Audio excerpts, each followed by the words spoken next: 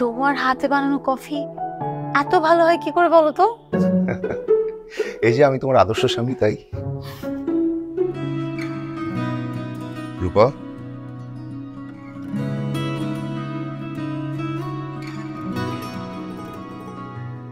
রূপা,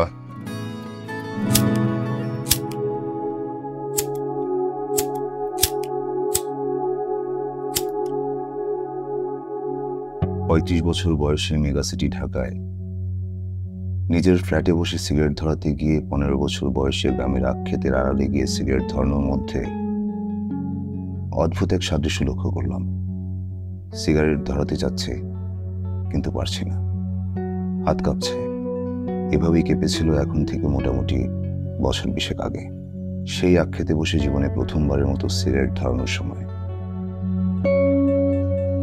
এরপর অসংখ্যবার কাজটা করা হলেও আজকের মতো এমন কখনই হয়নি। রূপা,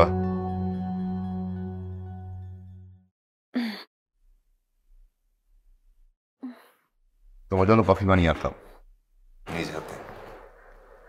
তুমি শুধু শুধু কষ্ট করলে কেন? অবশ্য তুমি তো আমার আদর্শ স্বামী।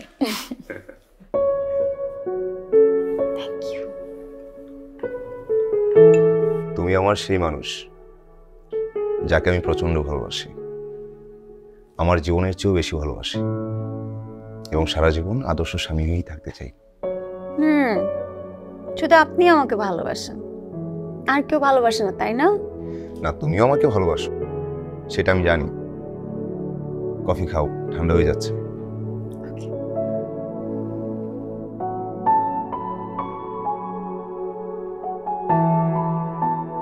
তোমার হাতে বানানো কফি এত ভালো হয় কি করে বলো তো? এই যে আমি তোমার আদর্শ স্বামী, তাই।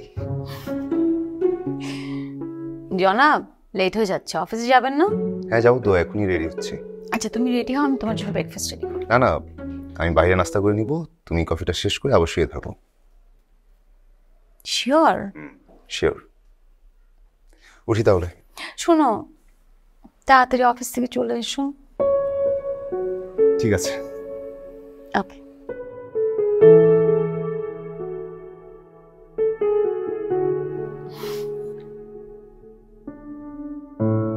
একটা বিষয় তো ভুলেই গেলাম।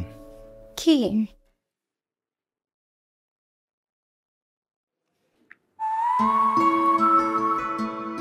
এটা